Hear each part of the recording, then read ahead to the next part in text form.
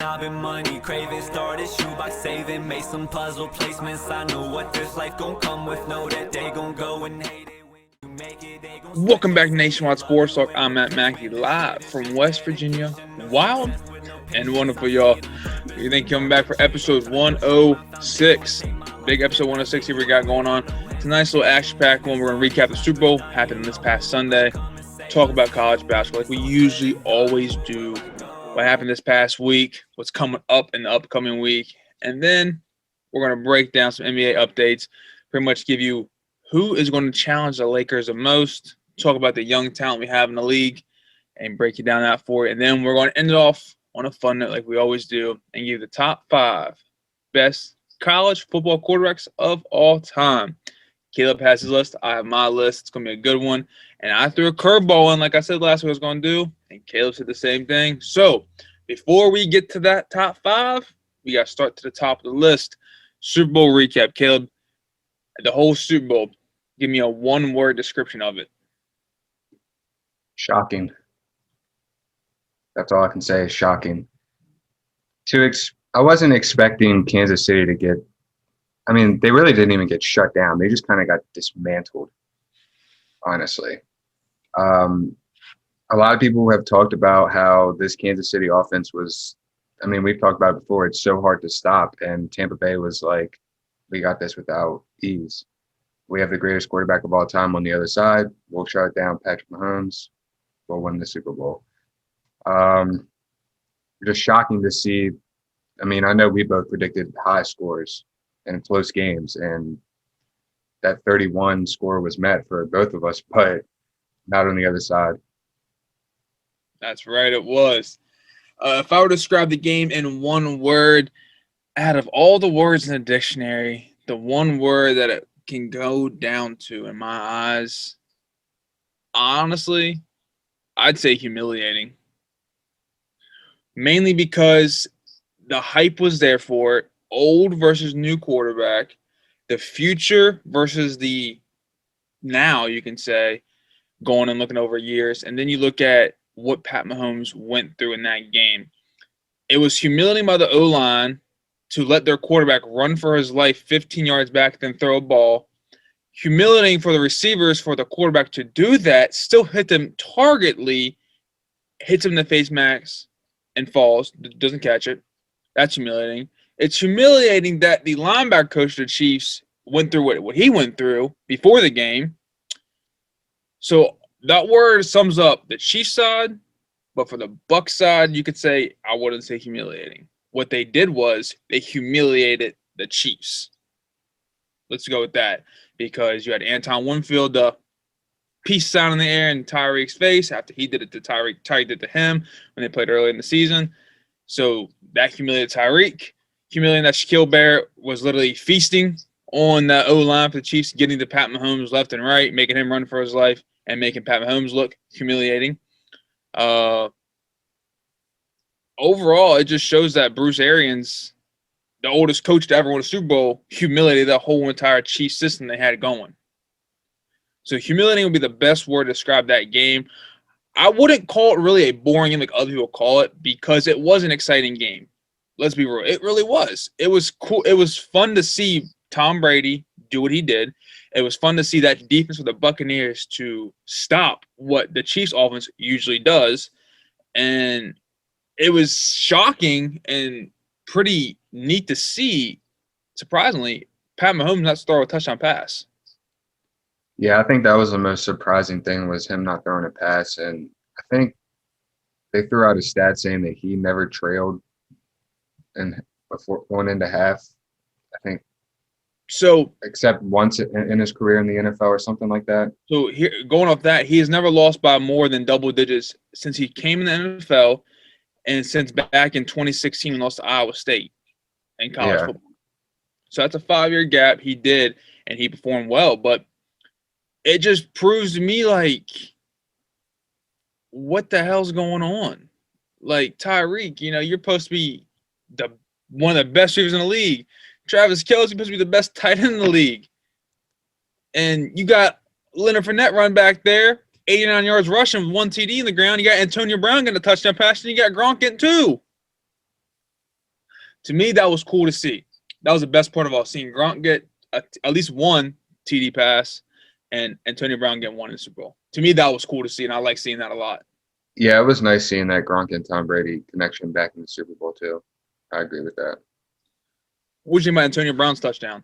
Like I liked it.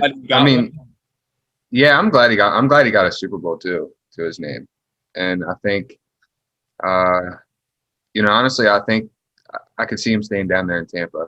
I know a lot of people are thinking now, he's kind of reshaped his image within the NFL and might leave. I think they still have something brewing down in Tampa, so I think we'll stay down there and probably get another one. So, going off that, like we did in the AFC Championship game, what does the Chiefs need to do to improve to get back to where they are and win it? Their defense has to step up big time, and their offense has to block. I mean, I know they were missing 2 offensive linemen. Both tackles. So that's obviously, going to hurt them. But you got to be prepared. I mean, we know the NFL and college football, it's next man up. I mean, it's always been that way within sports. And no matter who you're going up against, what game it is, you got to be prepared. So I think they just got to either, A, find more prepared linemen or just get their linemen more prepared. Couldn't agree more. That's what needed improvement was O-line. The receiving core is there. Running back core, I think, is still kind of strong with Williams and Hilaire. Mm-hmm. Like, it's there. O-line needs work. That defense needs work because it can't be just Tyrann Mathieu, because we saw what happened when you pissed Tom Brady off first off. You pissed Tom Brady off, he's going to pinpoint you. And he just kept it going and going. And you just saw the way Tyrann Mathieu was getting frustrated because he knew he was out there by himself. Let's be real. That's literally what happened. He was out there by himself trying to do it all, but it showed you one man can't hold a team down. Sure. So, going off that question, what do the Buccaneers need to do to get back to that stage and get back to winning another one? I really don't think anything, honestly. I mean, it seems like everyone's bought in. I mean, you look at the videos that were on social media the other day of their boat parade for the Super Bowl. It looks like everyone's just enjoying themselves. They're all bought into the Tom Brady system. They seem like they all love him. And I mean, obviously signing Tom Brady, I think maybe getting 2 more years out of him after, because he has 1 more year after this year. Yep. And then, so maybe getting another year, another 2 more. And then just building around him. I mean, bringing those weapons back, AB, bringing Gronk back, working on that defense again. I mean, Devin White showed out as a rookie, and I think he's going to be a stud in the league. Now, let's go with this question, because I'm glad you brought Devin White up. Do you think a defensive player should have won an MVP this past Super Bowl? I don't know. It's so tough. I mean, I think Devin White's probably performed the best out of anyone within playoffs.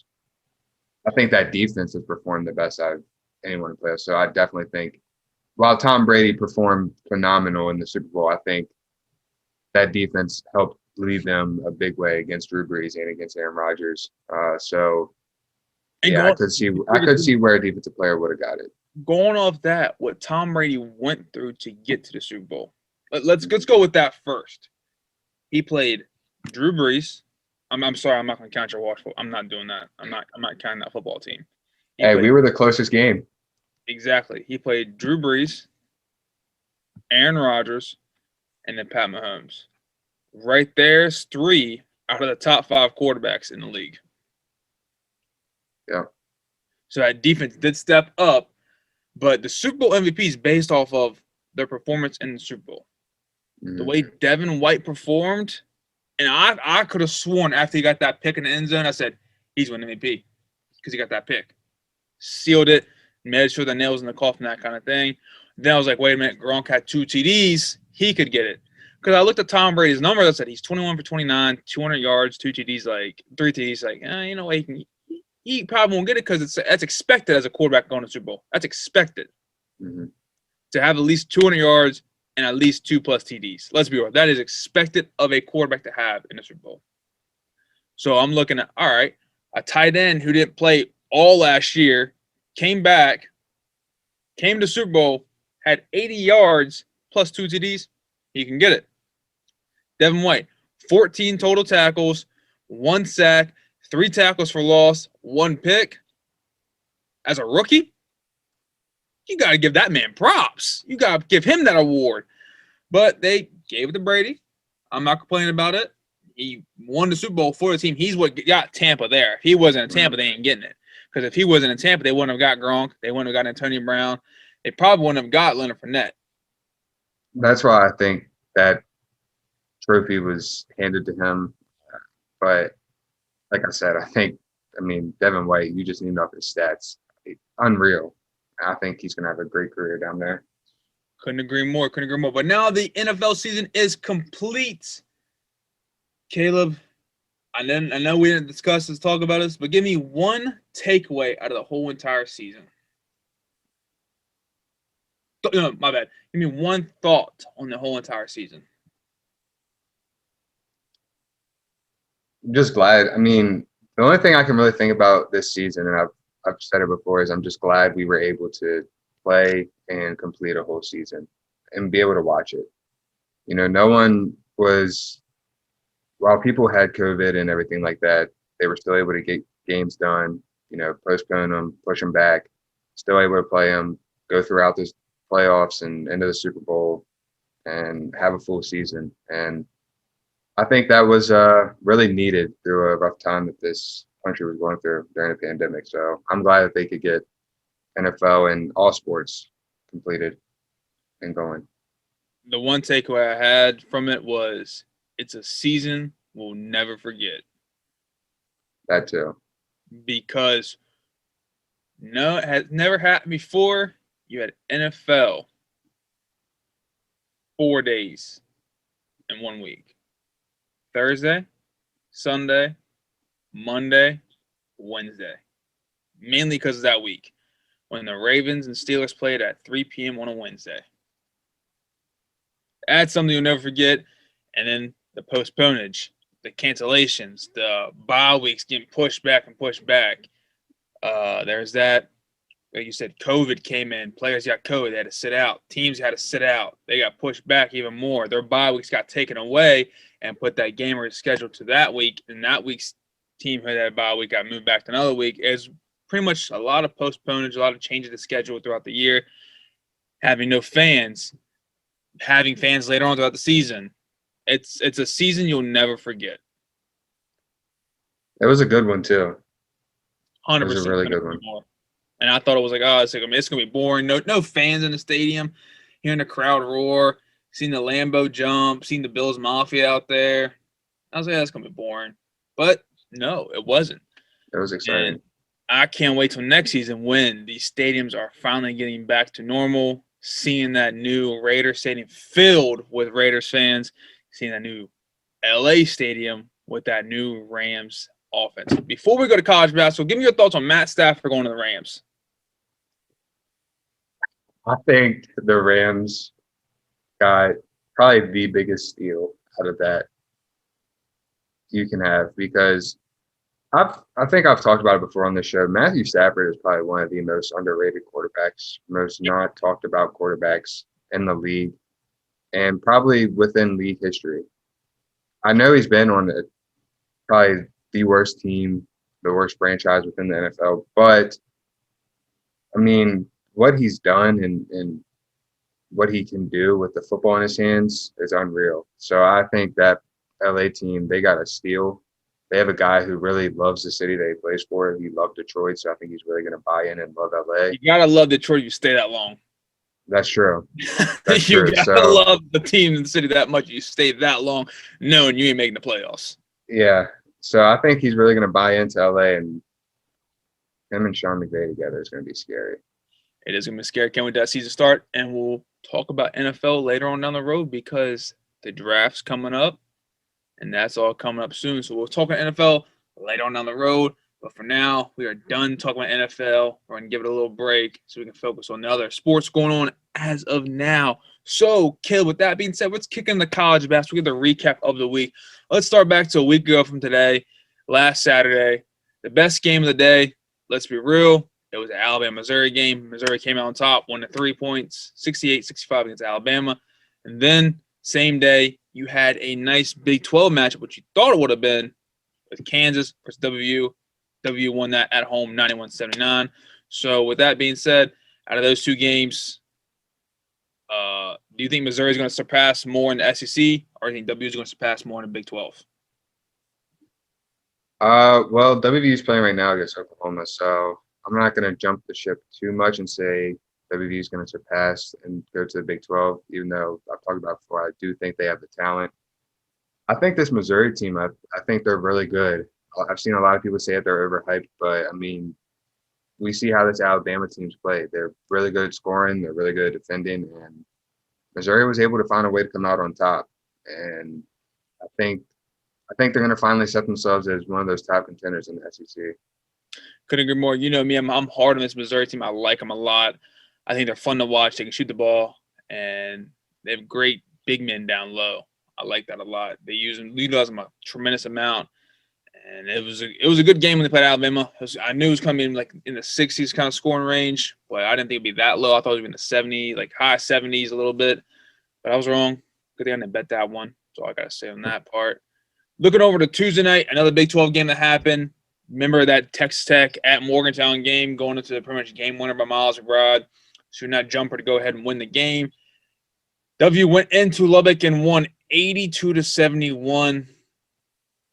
So, going off what I said and asked you, you still going to make that jump or you going to wait till after this Oklahoma game? I mean, again, I'm gonna wait till after this Oklahoma game. Like I've said before, I think this team, they've really bought in without the Sheboy there. I think they've gotten a lot better without him there too. I think they can spread the floor better, shoot better.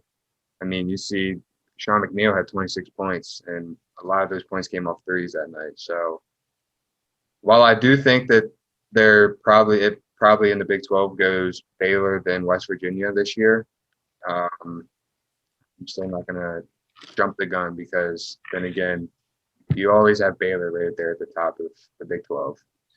That indeed you do. That indeed you do. So let's just go ahead and fast forward all the way to today. Saturday, right now, what's going on? Like you said, W's playing right now, the Tide, 31-31 at halftime against Oklahoma in Morgantown. It's going to be a good game later on the road because Oklahoma's coach is a great coach. He adjusts situations pretty well, and he knows how to lock down your number one player. So with the score being 31-31 at half, do you think W can pull away and get a win? I do. I see that there were some fans there, so I think that 2,500 fans. So I think that's going to help them a little bit. Being back home, coming off that nice road win against Texas Tech, I think is going to help also. So I think they'll be able to pull away coming out of half. So listen closely, Caleb. Number 22 ranked in the country, Loyola Chicago. A team I consistently bet on week after week, game after game, and they win me money. Every single season, Caleb, I find 2 to 3 teams who are consistent throughout the season, whether they're getting points, giving points. So this game here, Little Chicago played Drake. Drake is the top contender in that conference they play in. They were going into the game 19-1. 19-1. They were 19-0, but they lost on Sunday to Valparaiso by a lot. So they're back at home playing Little Chicago. Spread was 3.5 in favor to Little Chicago. So I was like, okay. And the crazy thing is, I said I picked 2 to 3 teams. Those are 2 out of my 3 teams. So I was like, oh, shit, what am I going to do here? So I sat back and thought about this process. Wait a minute. Little Chicago's hot right now. They're led by a guy named Ahu. You get something like that. I butchered the hell out of his name. Don't care because it wins me money. But he is a very, very key to that offense they have at Loyal. And I'm looking back at the game and said, all right, who do I bet? Do I bet plus 3.5 Drake or minus 3.5 Loyal Chicago? What do I do? So I sat there, thought about it. I said, this is what literally I did. I promise you. Who's won me more money? I said, well, I bet Drake this past Sunday they lost. Well, Chicago, I bet last Saturday I won. So I went with the winner I had. So I picked Loyola Chicago, and I won that game because they won that game 81-54 against Drake, their rival in the conference. Loyola Chicago team is a team you look out for. I'm telling you that right now. They are young. They are very feisty on defense. They'll strap you. And the crazy thing is, Caleb, they were down at halftime. They were down 34-31 at half. Came back and outscored Drake in the second half 50-20. Yeah, I mean, you go back to what this program's done before, though. They made a nice run within March Madness 2 or 3 years ago, maybe even longer than that. I mean, they've been contenders within March Madness for a while. So I think while Drake's a good team, I think that's probably the better team to bet on within their matchups. And I think Loyola Chicago is also going to have a pretty good year this year. Couldn't agree more. It's halftime now over, and Morgantown scores 36-36, still tied with 17-26 left in the game. Other games to look forward to today is that Villanova-Creighton matchup, number 5 in the country versus number 19 in the country. A nice Big East matchup. Who you like that? Creighton at home or Villanova on the road? This is tough for me because I like both teams, but honestly, I'm going to have to go with Villanova in this one. I'm going with Colin Gillespie and Justin Moore. And this guard group that this team brings, I think they're just going to be a little bit better and outmatch this Creighton team just a little bit. All right, another Big 12 game was supposed to happen, but got postponed. Number 7, Texas was supposed to go into Baylor and play Baylor, number 2 in the country, but it is postponed, so it does not happen today. So we'll go over at Sunday's game. On Sundays, we got one big game in the Big 10. We got 2 actually big games going on, but one in the Big 10. Number 3, Michigan take on number 21, Wisconsin on the road in Wisconsin. Michigan is. Do you think Juwan Howard can get a big victory over in Wisconsin? I do. It pains me to say this, honestly, but I like this Michigan team. They are a good team. And I think they're going to be pretty good down the stretch. I think Howard's built while Michigan's been a pretty good program, I think he's built them back up to that stature that they were once at. And I could see maybe Final Four stature in this team. I could never see Final Four stature in this team for Michigan. Only thing that's skeptical about me about this game is Wisconsin is good at home. They're sitting at home 11-2, and pretty much on the road they're 4-4. They lose a lot of games on the road. If this game was in Michigan like it was earlier this season when they got blown out, different story. But this game's gonna be a good one. Michigan on the road sitting at 3-1, but if you look at the road wins, it's kind of not big games. I mean, they lost at Minnesota, the only loss on the road, but then they also beat Purdue on the road. And then back in December, they went on the road to Nebraska, won that one, and went on the road to Maryland and won that one. So their only big game on the road was to Minnesota, and they lost by big numbers. So this game is going to be a fun game to watch at 1 o'clock tomorrow. I recommend tuning in and watching that one because it's going to see how they can play against that Wisconsin slow-down pace offense, but that tough defense they bring to the table as well. The second big game on that list for tomorrow, man. Number 22, Loyola Chicago taking on Drake. Y'all tune in. Y'all watch these mid-level conference games. Good game to watch. Like I said, Loyola Chicago is a hot team, mainly led by Cameron Krutwig, averaging 15.5 points a game. But Drake is led by Shaquan Hempfield, 14.1 points per game. This team is pretty good. Like I said, I won money. Did it today. Did last Saturday. But Drake's back at home, and I've noticed with them too, when they play a close game, they win. No. When they play a close game and win, they get blown out. But when they get blown out, it's a close game. Next game. It's weird. Very weird. Well, I was going to say they've also, when they played Valpo, they lost to them, then turn around and played them, I think, the day after or 2 days after. No, they won by 3 and then played them the day after and lost by. That's right. They came back and beat them that day before. That's right. Came back and won by 3 and lost by 17. Yeah, that's why I'm sitting here staring at this game because I really don't know who I want to take because with that, Drake's a good team too, like we said with Loyola Chicago, but with that kind of up and down that they have, and then like you said, when they beat Valpo and then turn around and lost to Valpo, I think they could turn around and win this one to split within the conference with Chicago. I don't know. Something's telling me to go Drake in this one. All right. I might keep that in mind, seeing the spread tomorrow, because that spread won't be out till tomorrow. Well, I guess you could say tonight, maybe later on. There's an early game today. But if that spread is double digits, I'm taking Drake plus points. But if it's in within 6 points, I might take Loyola Chicago. Depends on the spread for me.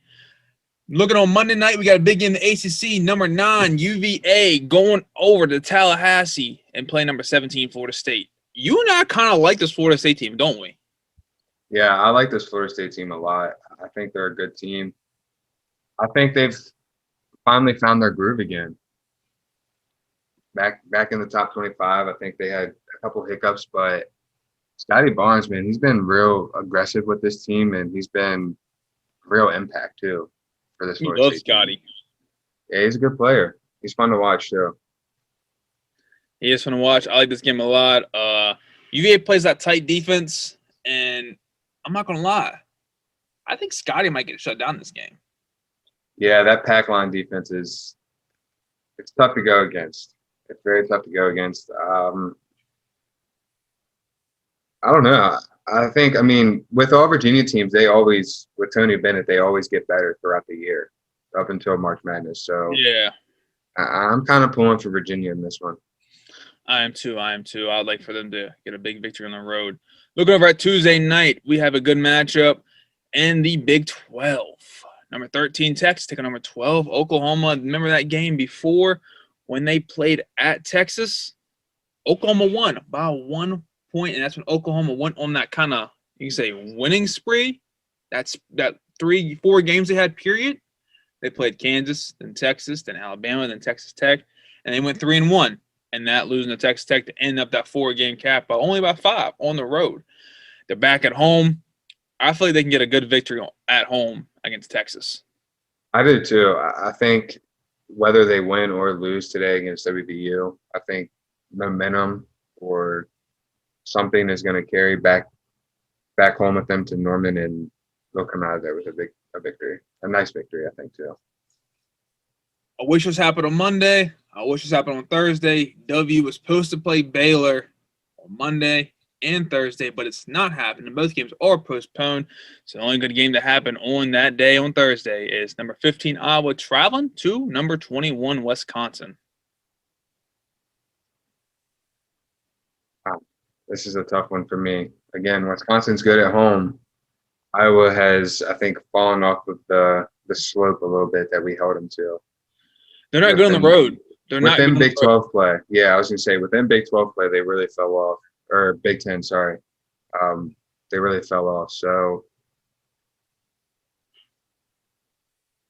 I'm going to still pull Iowa in this one. I think Luke Garza is going to – I just think he's going to have a game still.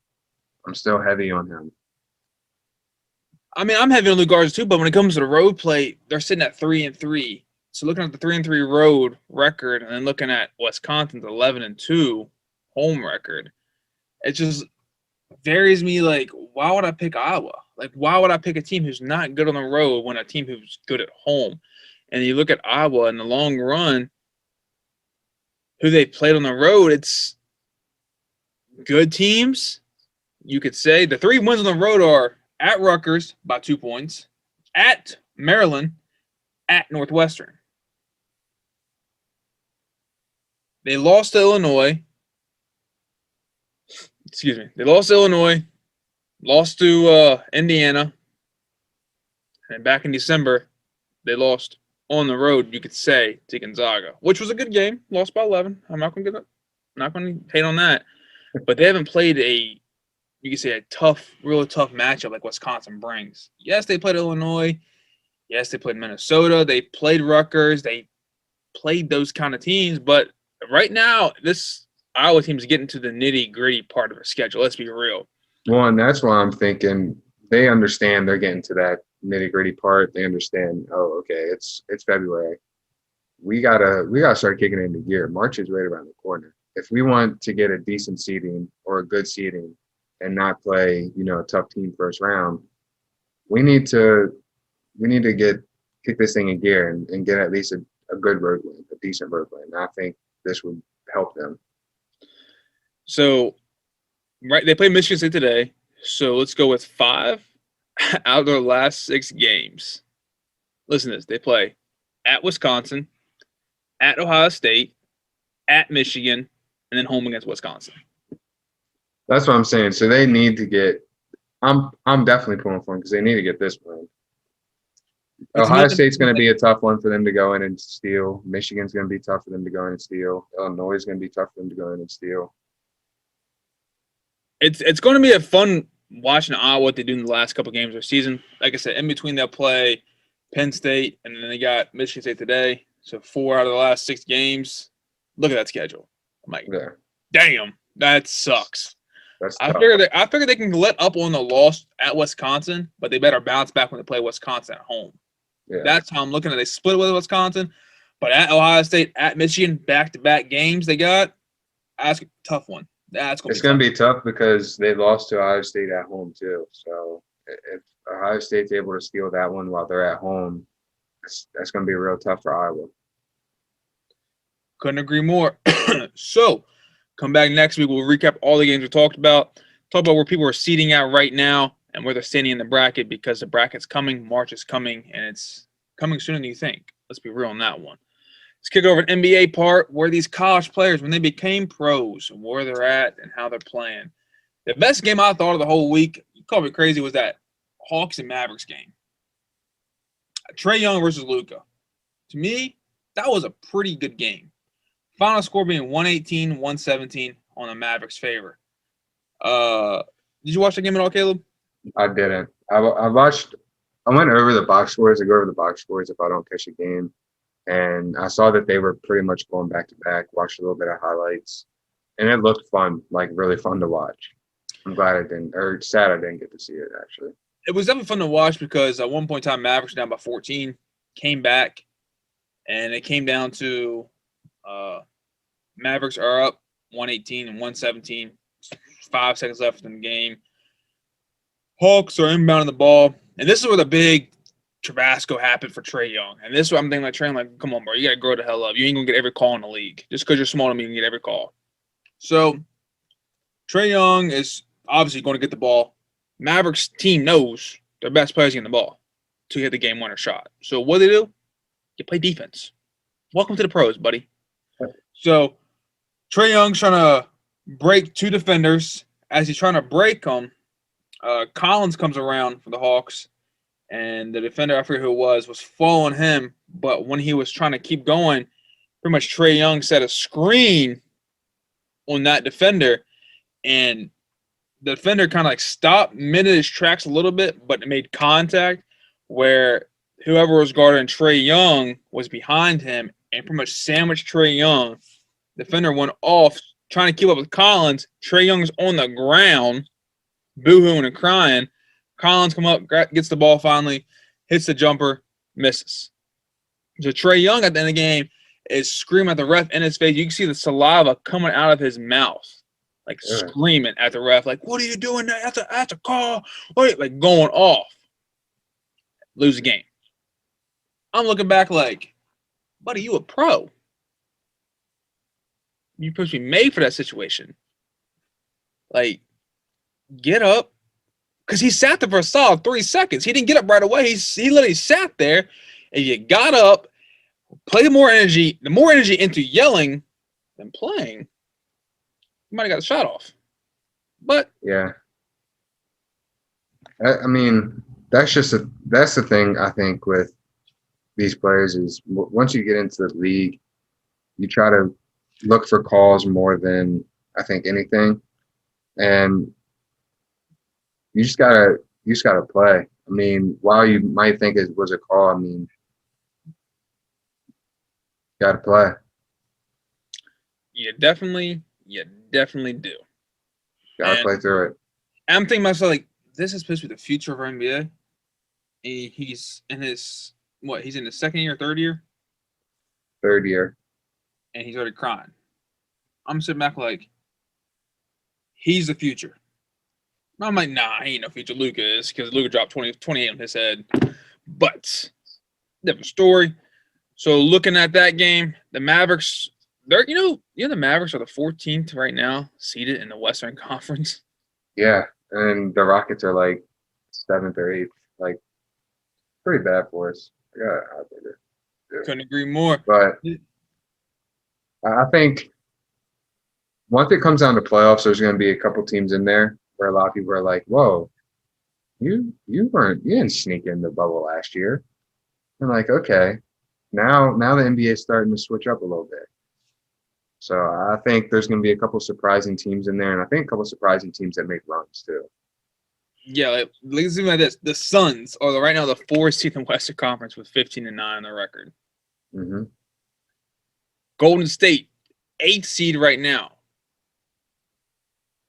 I'm not gonna lie, the Rockets ain't 7 anymore, buddy. They 13th. Even worse, but the Mavericks, they moved all the way up to the 9th seed after this past week. And you look over the Eastern Conference, LaMelo Ball and Charlotte Hornets are the 6th seed right now. I didn't know they were that far up. What a star he is. Good for him. Glad to Good for see it. him. So looking at this, the Lakers are defending champions. What team do you think will give them the most challenge or the biggest challenge? Because I got my team in mind. I really don't know. I mean, I'm looking at their past couple games recently. I think is Clay ruled out for the rest of the year? I can't remember if he is. It's who? Clay? Yeah. Okay. He tore his Achilles. That's right. That's right. So What? You know he's 7th in voting for All-Star? yeah, I saw that. And someone was like, Clay didn't even play. I guess I might have to go with I think the 76ers team is really starting to come together. So I guess I could say the 76ers. I mean, I think Joel Embiid's really looks like he's starting to get back more into NBA shape again. Looks like Ben Simmons is starting to come out and he's playing pretty good. And they handed him one of their 2 losses of the past 8 games. So I'm going to say the 76ers. I'm going to go with the Jazz. I think Rudy Gobert, Donovan Mitchell, Joe Ingles, they're playing good ball. You just look at that game they played last night against the Bucks. Donovan Mitchell had 26. Rudy Gobert had 27. Joe Ingles had 27. Off the bench, the boy himself, the legend, Jordan Clarkson, dropped 25. Going against this Bucks team, you already know who you're going against, the reigning MVP, Giannis. And you got Chris Middleton. Plus, you got Brook Lopez. People sleep on Brook Lopez. You know that? They sleep on that man. Mm-hmm. When he played for the Lakers, that's my go-to guy in 2K. He shot threes for me. Made them every time. But anyways, that's a little side note. But this Jazz team, they're pretty impressive. Sitting at 21-5 on the season. You got to look what they're doing. And they're a solid team. They are good. They're defensive as hell. Rudy Gobert, for example, one of the best defenders in the league. And what they do as a whole, they average 115 points a game. They average 49 rebounds a game. They get to the board. They average 6 blocks a game. They block your shots. And they're on a 6-game win streak right now. They're hot right now. In the last 10 games, they're 9-1. So I think they can be the biggest contender for the Lakers to get to the finals. But if you look over the East side, I couldn't agree more with the 76ers. I think they're finally getting into shape. They're playing good ball. And you got to admit, that coaching staff with Doc Rivers coming in, that's what's helping them a lot. When Mm-hmm. Doc Rivers came in, you're like, oh, this team's going to be deadly. And they are. I'm just hoping he doesn't allow them to pull some Clippers stuff that they did last year with the being so highly expected and then they fall off into the playoffs. Let's not do that again, Doc. Are they the number 1 seed right now in the East? I think so. They are. They had Yeah. 2 lead over the Bucks. This Nets team would be deadly if they played defense. Not going to lie there. They don't play defense. That's one thing the Nets do not do. And I know you're a big James Harden boy and fan. That's what happens when you get rid of Jared Allen. And I can't see what happens tonight when they play Golden State. That'll be fun. I think should be a pretty good game. It's going to be It's going to be high scoring. It's just going to be a shootout, I would assume. Because you got to think about it. The Nets average 120 points a game, but they allow 117. They're 6-4 in the last 10, just like Golden State, 6-4 in the last 10. It's KD's first time back in Golden State since he left, and I'm looking forward to it. I really am that game tonight, and I kind of am excited to see how this Warriors team is going to play against them because the Warriors team, they've been playing good ball. In the past 5 games, they went 3-2. One was a 31-point win over Mavericks, and then they lost by 2. Then they lost by 5 to the Spurs. They came back and won by 25 and then beat the Magic by 6. So it's going to be a definitely good game. I'm looking forward to it. That's one of the best games of the week right there. Looking over at the schedule for the following, this upcoming week still, you got that game tonight. Also, you got the 76ers and the Suns, another good game happening today on Saturday. Thoughts on that game?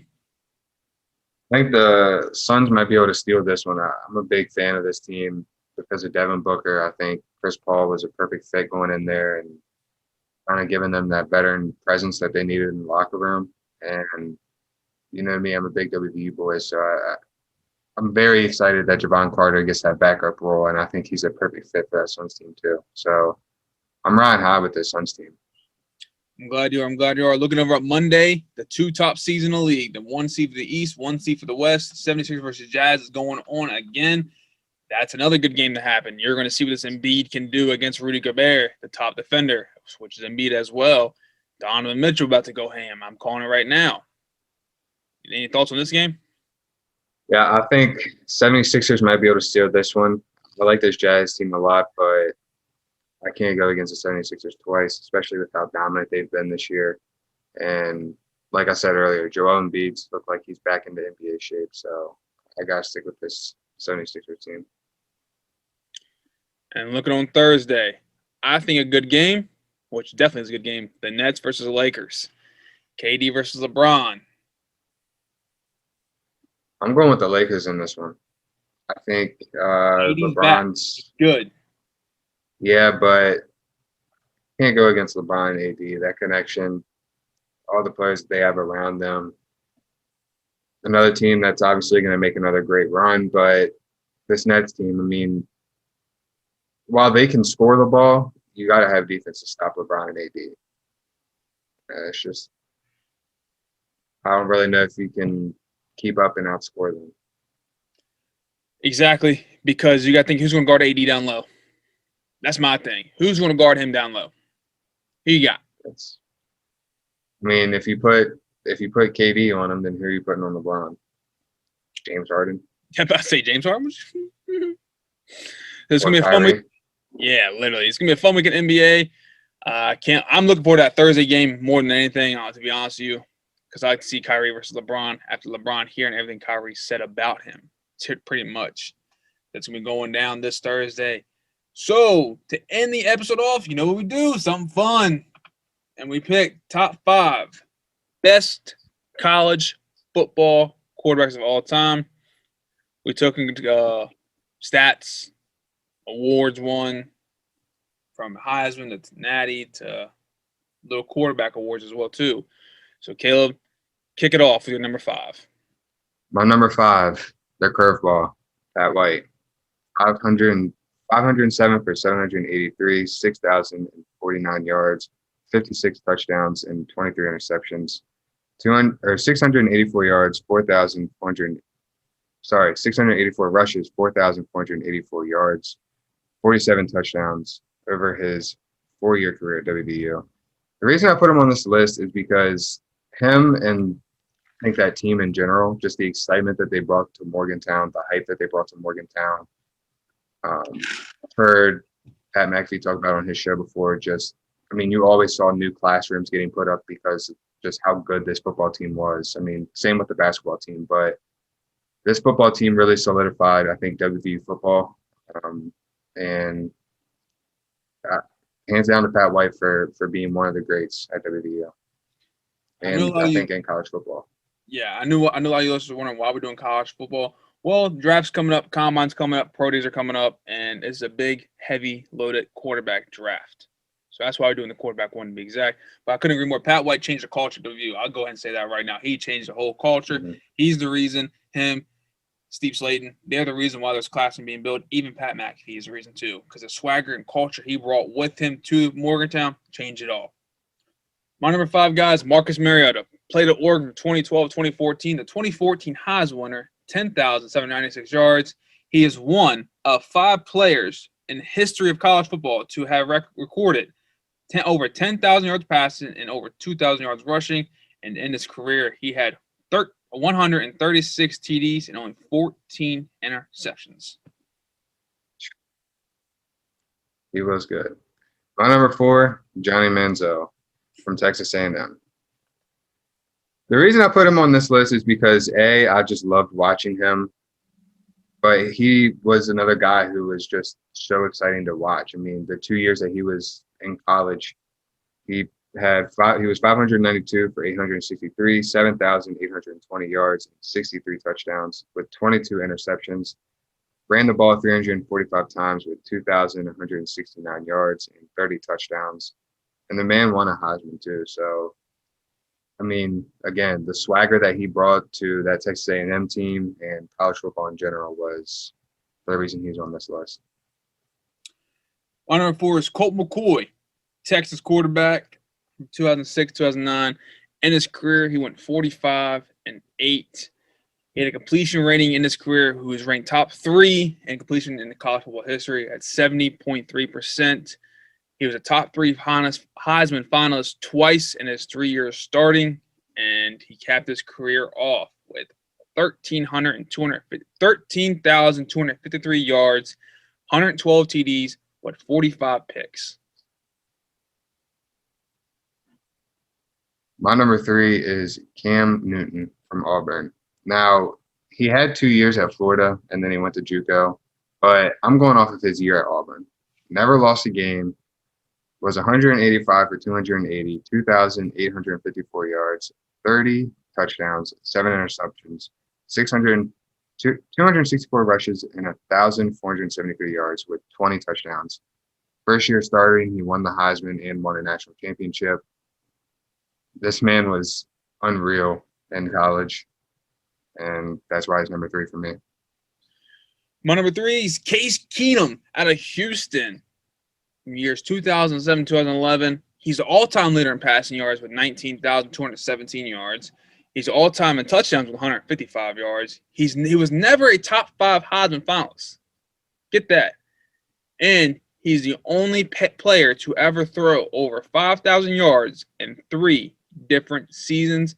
The reason why he's at number 3 from Houston is because, yes, he might be the all-time leader and all that stuff, but look where he was playing at. Look what he did. He didn't really do a whole lot around him.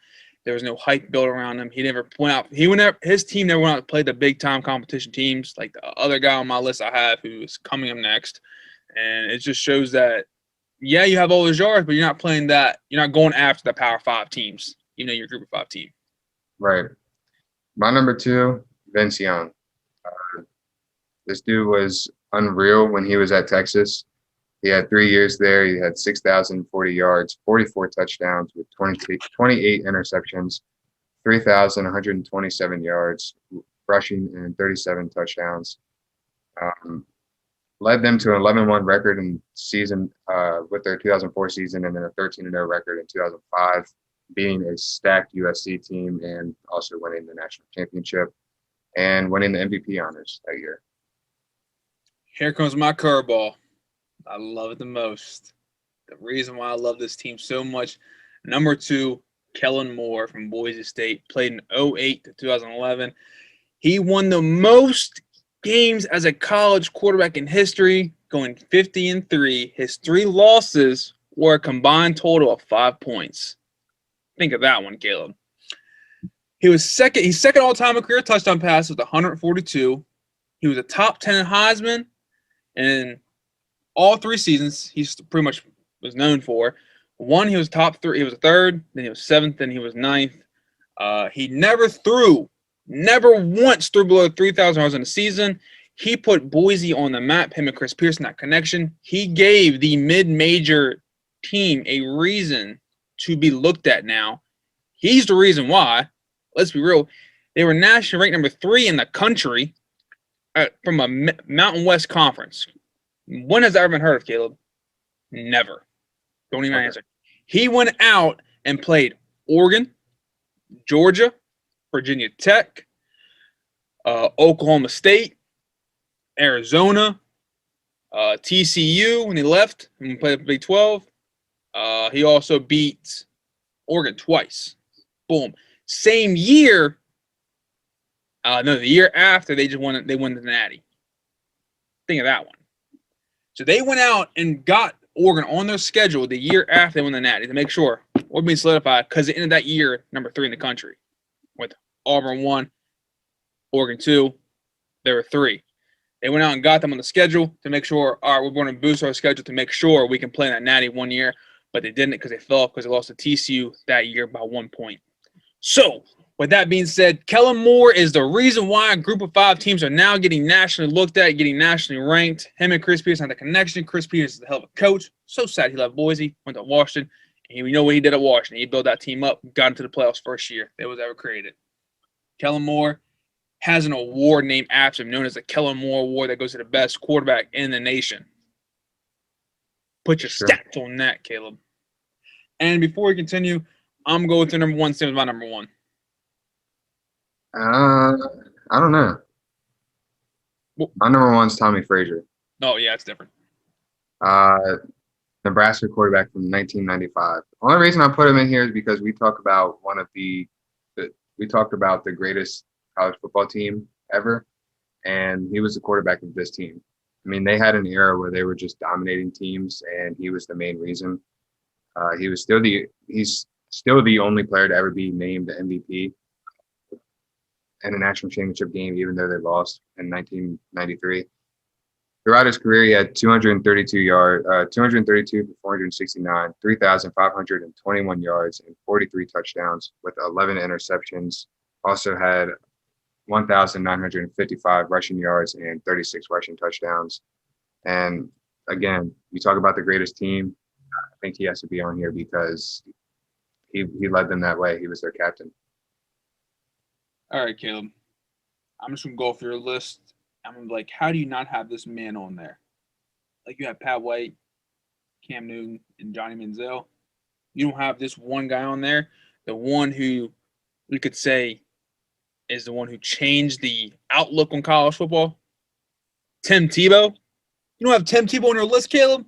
Jesus Christ. Played off Florida from 06 to 09. He's a 2-time national champion. He's a Heisman winner in 07. In 08, he was 3rd. In 09, he was 5th. Only player to ever be a top 5 in Heisman in 3 consecutive years. He had 88 pass TDs, 57 rushing TDs, had 14 consecutive games having a passing touchdown and a rushing touchdown. Man is a gridiron dog. Gave that halftime speech like no other. We got 30 minutes for the rest of our lives. Well known. It's out there. And he went out and won a natty for one of your favorite coaches of all time, Urban Meyer. Let's go and put that out there. And you don't give this man respect to put on your top 5 list. I'm just so disappointed in you, Caleb. This man deserves to be on your list. You know why? Because I saw a stat that said there were, I can't remember the exact stat, but more than half of that locker room that he played, that put on that national championship team, was like locked up. Or him. Listen here. He is a church man who played with a murderer, a drug dealer, and assault people. He led them. I mean, hey, I'll give him credit where credit's due. He definitely deserves to be on. I saw that video. They said, name this team, and it had a murderer, Aaron Hernandez.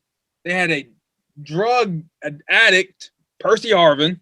They had 2 assault people who had assault charges, the Pouncey twins, and he led them. He led them. I mean, I'll give him where credit's. I'll give credit where credit's due. 30 minutes for the rest of our lives. 30 minutes.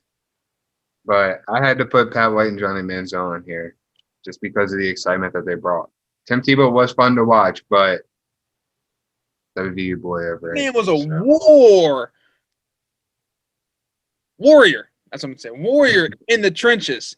He didn't care. He's out there that QB sneak up the hole, and he'll get a touchdown for you. He is, I think, the culture changing of college football as well, too. Like, he changed the aspect of it. And let's be real, like, you never really saw quarterbacks run and pass before. Pat White was a runner. You and I both know that. All right? Tommy Frazier was a runner. Right. Johnny Manziel was a runner. He changed the aspect of the quarterback. I mean, he played before Johnny Manziel, so I'll take Johnny Manziel off that little side note I had. So he made it known that you can do both.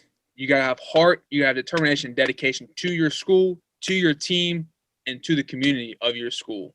And he did that. I'll be honest with you, he's the face of college football.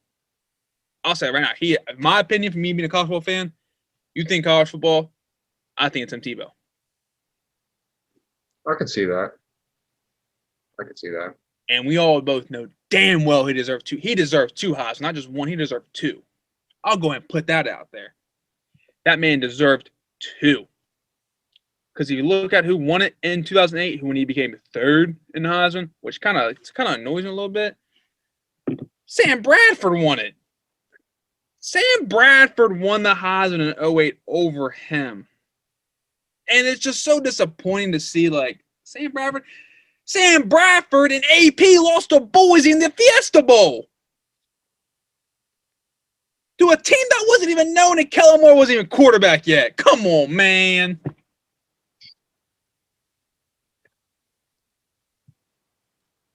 Thoughts? I don't know. Thoughts? I don't know. I do think he should have won it 2 times in a row. What? I do think he should have won it 2 times in a row. And if you look at the voting, he only lost by do the math in my head real quick. 151 votes. It's not bad. Not bad, but Colt he lost. He only got third because Colt McCoy had 29 more votes than him. None of those guys went on to do nothing. Same year, Pat White was number 7th. Well, that's not true. Tim Tebow's leading SEC network now. Exactly. There's other cats I could have named in this list. I could have named Pat White, Johnny Manziel. You could have named Baker Mayfield. You could have named you could name Sam Bradford. You really could have. You could have named Hawaii. What'd you say? I said there's a lot of QBs we could have named. It was a tough list putting together. It was definitely a tough list. It definitely was because, like I said, you could have named Colt Brennan from Hawaii, who had 58 TDs in one season, which is unheard of. A record that's not been broken. You could have named Peyton Manning. The list can go on and on, in my opinion. I agree. So, Caleb, what do you want to talk about next week in this top 5 list?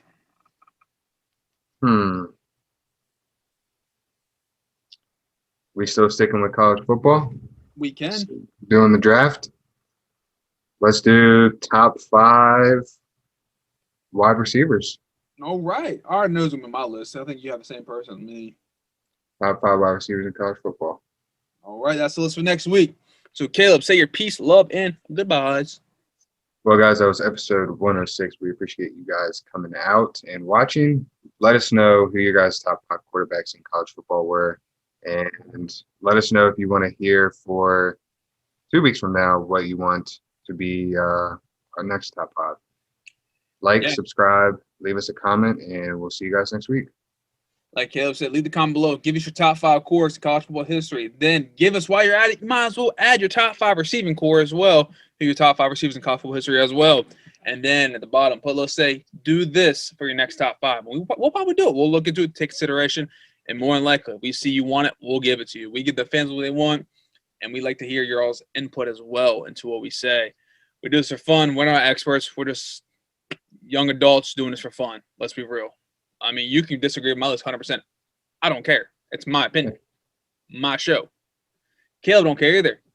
So, But we want to hear your input to see what y'all say, because it's always great to see ideas and different people's opinions, because you can probably change my opinion if I see your opinion. I'll be honest with you, I probably would. If I see what you say, all right, I can agree with that.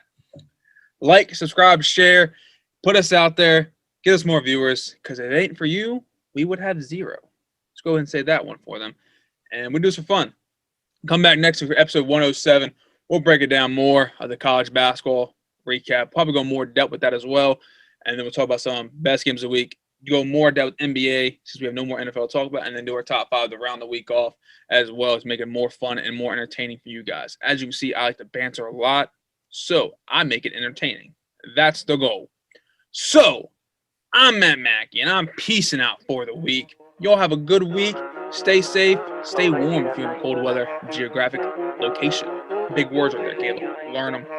Like I said, Matt Mackey, peacing out for the week. Peace. Cause lately I ain't been the same, feel like I'm stuck in a maze, and I'm just trying to get out.